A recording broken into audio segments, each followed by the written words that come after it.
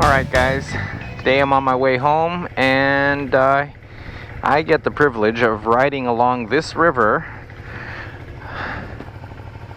when I go home. Unfortunately, I'm usually not on the levee. You're not allowed to ride right along the top of this levee because it's only for cyclists and it's not for vehicles.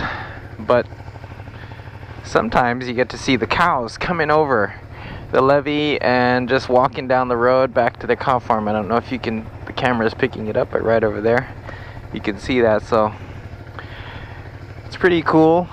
Cows are out here grazing, and you see that farmer over there in his little truck herding them back home. They all know the way home, but it is pretty cool. At when I'm heading home, sometimes I meet them right as they're crossing over the road, coming over the hill, the sun's setting behind them. It all looks pretty cool. Maybe I'll throw in a clip there I got in last year.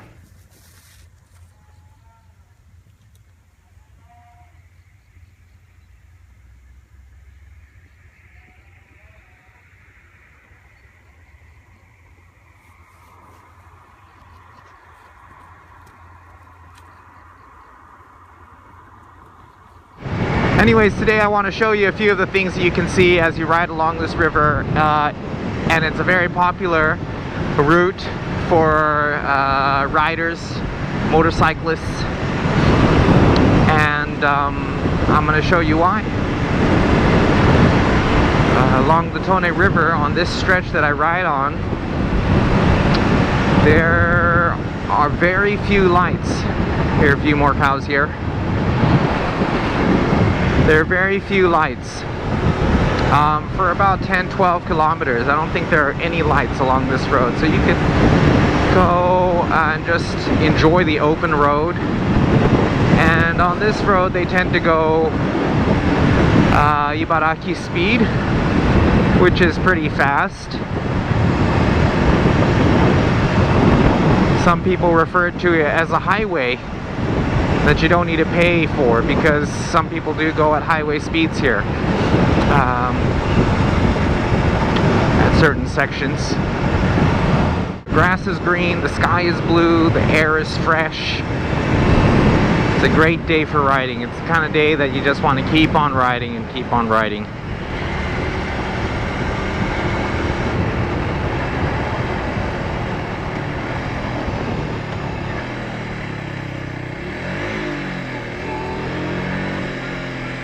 Okay, I'm just going to pull over here so you can see a bit of the river.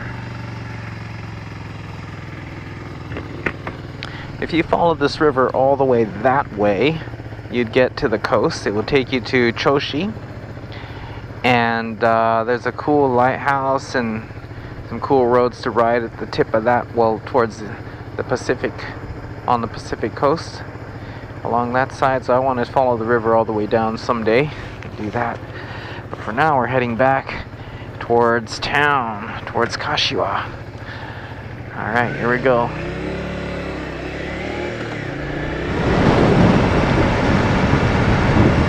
One thing I noticed when I first came out here to this town was how big the sky seemed and how wide open this little town was.